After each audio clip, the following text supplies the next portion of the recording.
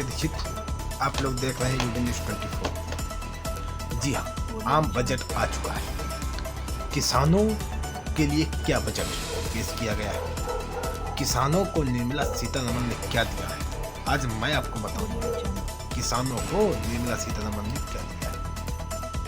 बीते 2 महीनों से ज्यादा वक्त से केंद्र सरकार से नाराज किसान दिल्ली की सीमाओं पर बैठे और मौजूदा मोदी सरकार की नीतियों को किसान विरोधी बता रहे हैं।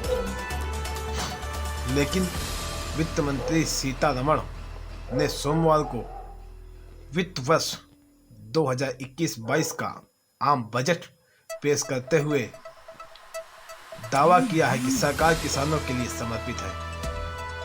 उन्होंने कहा है कि सरकार 2022 तक किसानों की आय दोगुनी करने का काम किया है।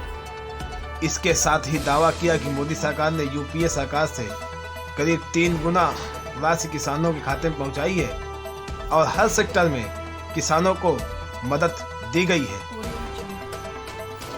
दाल, गेहूं, धान और अन्य कई फसलें और उनकी एमएसपी बढ़ाई गई है। वित्त मंत्री सीतारमण ने कहा कि धान की खरीद पर 2013-2014 में 63,000 करोड़ रुपए खर्च किए गए थे, जिसे बढ़ाकर 1,45,000 करोड़ किया जा चुका है। उन्होंने कहा कि इस वर्ष ये आंकड़ा 72,000 करोड़ रुपए तक पहुंच सकता है और 1.2 करोड़ किसान को इससे बीते वर्ष लाभ हुआ था। इस वर्ष इससे 1.5 करोड़ किसान लाभान्वित हुए थे। वित्त मंत्री सीतारमण ने कहा, गेहूं पर सरकार ने 33,000 करोड़ रुपए 2013-2014 में खर्च किए गए थे।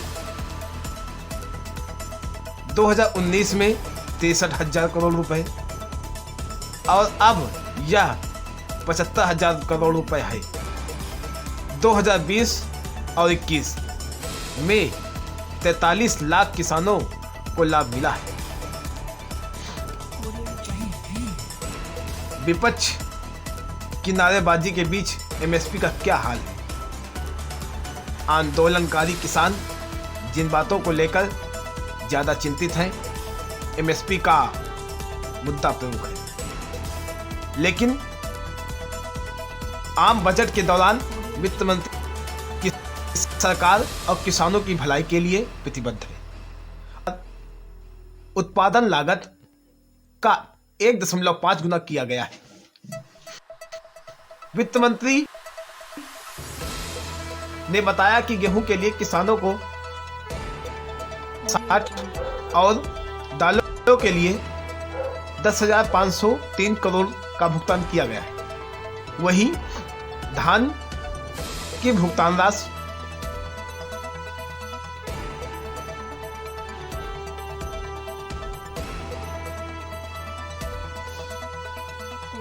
1 करोड़ होने का अनुमान है और राशि उत्पादों में 22 और उत्पादों में शामिल किया जाएगा। उन्होंने बताया कि वित्त वर्ष 2021 में किसानों को गेहूं पर 75,000 करोड़ रुपए का भुगतान किया गया।